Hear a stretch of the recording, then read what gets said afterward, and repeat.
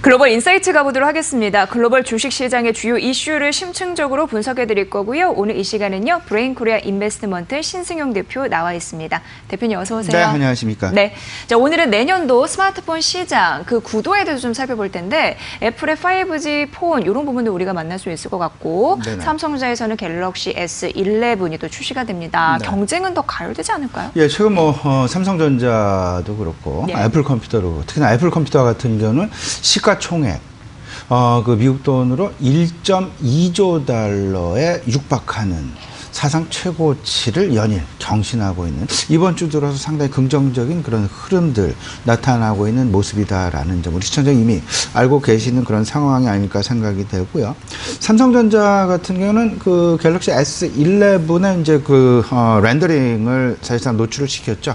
그렇게 되면서 향후 11 출시 실질적으로 내년도 그 초에 열리게 되는 모바일 월드 콩그레스 바로 직전에 갤럭시 S11의 발표 행사 지금 예정해 놓고 있다라는 점 역시 글로벌 투자자들의 관심을 스마트폰 쪽으로 상당 부분 집중시키고 있다라는 점으로 우리가 좀 해석을 해볼 수 있을 것 같습니다. 애플 컴퓨터의 아이폰과 관련해서 아이폰 전망과 관련해서 상당히 유명한 그런 연구원이 있죠. 애널리스트가 있는데 권밍치 애널리스트입니다. 최근에 이제 이야기를 한 바에 의하면 2020년에는 애플 컴퓨터가 5G 폰을 출시할 가능성이 상당 부분 높다. 그렇게 되면서 아이폰 11엔 아이폰 12부터 애플 5G 폰을 출시할 가능성이 높은데 그 배경 어찌 보면 이런 부분이죠.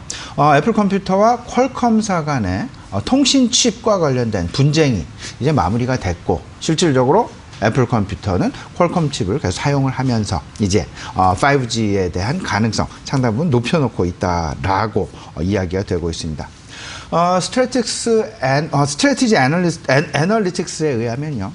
5G 스마트 시장 이제 내년부터 실질적으로 본격화 가능성. 지금 현재까지는 일단 삼성전자가 상당 부분, 중국을 제외하고는 대다수의 국가에서 1위, 시장 점유율 1위를 차지하고 있는 그런 모습이다라고 스마트폰 시장에 대한 삼성전자의 위상, 긍정적으로 지금 이야기가 되고 있습니다만은 5G와 관련해서는 조금 다른 모습, 내년도의 가능성 높아지고 있다라는 점 생각을 해봐야 될 것 같은데 애플 컴퓨터가 최소한 내년 3분기에는 5G 스마트폰 늦어도 3분기에는 진입할 가능성 있고 실질적으로 2020 내년에는 미국에서는 애플이 1위 시장을 차지할 것이고 중국에서는 화웨이가 1위를 차지하는 그런 가능성 높다.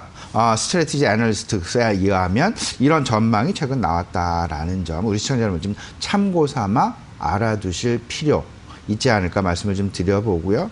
이렇게 되면서 내년 모바일 월드 콩그레스와 임박해서 이제 갤럭시 S11 내년 초 이제 그 발표 예정 있는 그런 상황인데요.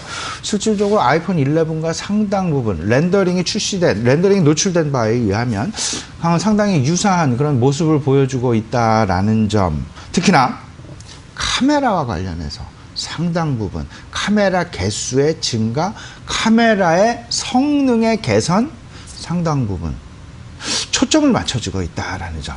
기본적으로 광각은 기본이고 망원 카메라에 초광각 카메라에 항공 모드까지 이렇게 갖춰지게 되는 특히나 갤럭시 S11 플러스 모델이죠. 조금 화면이 큰 모델. 그거 같은 경우는 카메라가 무려 5개가 출시될 가능성까지도 시장 내 제기가 되면서 카메라 모듈과 관련된 그 업체들 우리가 관심을 상당 부분 가져야 되지 않겠느냐. 그러면 삼성전자와 애플 컴퓨터의 내년도 스마트폰 시장에서의 격돌 이 부분을 남기고 사실상 여기서 파생되는 우리가 생각해야 될 부분이 분명히 있을 것 같습니다. 결국은 그 디스플레이와 관련된 그 애플향 부품 업체들, LG 이노텍이 대표성을 갖지 않을까 생각을 하는데 LG 이노텍 그리고 삼성전기에 대한 관심 서서히 우리가 내년 시장 이제 이번 연말 소비 시즌이 지나가면 서서히 달궈지게 될 가능성이 상당 부분 높습니다. 바로 이제 뭐 그 CS2020 그리고 MWC 2020 바로 내년 초에 개최된다라는 점을 생각을 해본다라면 스마트폰과 관련된 부품 미리 조금 하나 둘씩 챙겨보시는 것도 긍정적인 투자 전략 중에 하나가 되지 않을까 말씀을 좀 드려보겠습니다. 네, 내년 스마트폰 시장 양대 이 강자들이 신제품을 출시를 합니다. 여기에서 경쟁이 심화될 것으로 예상되는데 거기에 수혜를 볼 수 있는 종목이 무엇이 있을지 말씀드린 대로 삼성전자, 특히 LG 이노텍 이런 부분 주목해 보시면 도움이 되실 것 같고요. 이제 두 번째 이슈로 넘어가면 비트코인 좀 얘기해 드릴게요. 가격이 한 달 내내 지속되면서 우리나라 돈으로 한 800만 원대까지 떨어졌습니다. 네네. 가격의 급격한 이 변동성이 느껴지거든요. 네. 어떻게 봐야 돼요? 지금 현재 네. 그 가격 변동성 같은 경우는 단기적인 가격 변동성이 아니라 어찌 보면 조금 좀 장기화 가능성이 높지 않을까라는 그런 의문 가져보기에 충분하다라는 점. 우리 시청자 여러분과 좀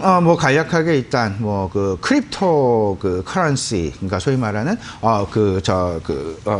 비트코인과 관련해서 좀 말씀을 좀 나눠볼까 하는데요. 최근 이제 뭐 중국발 어떤 그 악재 그리고 중국발 호재에 의해서 실질적으로 비트코인의 가격이 최근 한 6개월 정도를 돌아보게 되면 중국에 의한 움직임, 변동성이 크게 나타났다라는 점. 불과 얼마 전, 한 달여 전이었죠. 중국에서 이제 그 블록체인 굴기를 선언하게 되면서 비트코인의 가격이 단숨에 거의 뭐 한 30% 이상 상승하는, 가격이 30% 이상 상승하는 그런 모습들이 나타났지만 다시금 비트코인의 가격이 흘러내리는 그런 모습들이 나타났어요. 왜냐하면 중국에서는 또 한편으로는 블록체인 굴기를 발표하면서 한편으로는 강력한 단속에 나서면서 실질적으로 가격의 어떤 그 방향성을 쉽게 찾지 못하는 그런 모습들을 보였기 때문이었죠. 이러다 보니까 비트코인이 가장 뭐 대표적인 그 코인인데 이에 따른 다른 코인들의 가격 변동성까지 확대되는 그런 모습들이 나타났더라.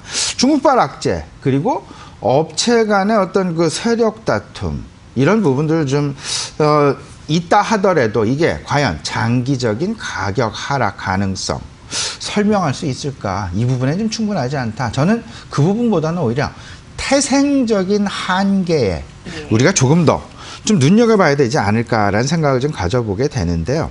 일단 비트코인이다 그러면 그 암호화폐, 크립토커런시라 하면 일단은 그게 그 만들어지게 된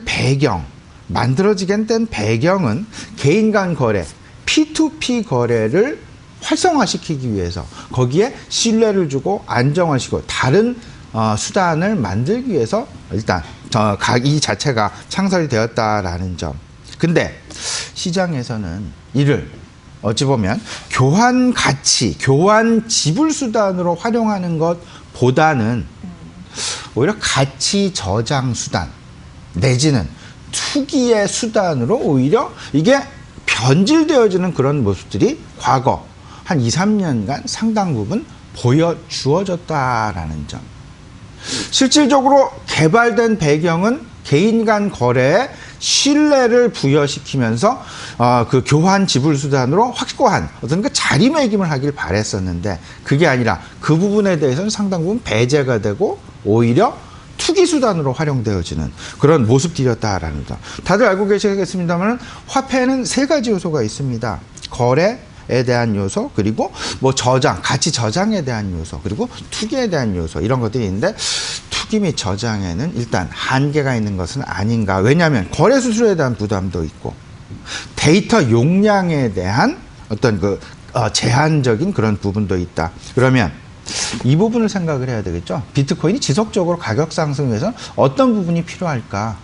사람들의 생각이 교환 수단으로 저장 수단 내지는 투자 수단에서 교환 수단으로 좀 바뀌어야 된다. 확실하게 화폐로서의 인식 전환이 필요한데 그게 아직까지는 좀 덜 된 것이 아닌가. 그러다 보면 이 가격의 상승에는 분명히 제한이 따를 수밖에 없다. 그러면 우리 이 방송을 보시는 우리 시청자 여러분들께서도 이거를 과연 나의 투자 목표, 투자 배경 한번 곰곰이 생각을 해보시면서 정말 이 비트코인의 크립토커런시에 대한 암호화폐에 대한 탄생 배경부터 이게 앞으로 어떤 용도로 쓰여야 되는 것이 실질적으로 주요국 정부들이 원하고 있는 것인지, 주요국 정부는 이 부분을 저장 수단이 아니라 투기 수단이 아니라 이걸 교환의 배경, 교환의 용도로 쓰여지기를 상당 부분 바라고 있다라는 점을 생각을 해본다라면 가격 상승에는 일정 부분 제한이 따를 수밖에 없지 않을까. 네, 이 부분 좀 생각해 보셨으면 좋겠습니다. 네, 이제 비트코인 가격 변동성이 좀 장기화될 수 있을까에 대한 질문에 대해서 좀 말씀을 해주셨습니다. 앞으로 이제 비트코인 왜 내가 투자하려는지 그 목적, 그런 방향성 정확히 생각해 볼 필요 있고요. 투자 유의사항까지 전해주셨으니까 참고해 보시면 될 것 같습니다. 최근 좀 많이 급격하게 떨어진 흐름들이 있어서 저희가 봐드렸습니다. 자, 글로벌 인사이트 함께 했습니다. 브레인 코리아 인베스트먼트 신승용 대표의 분석이었습니다. 대표님 잘 들었습니다.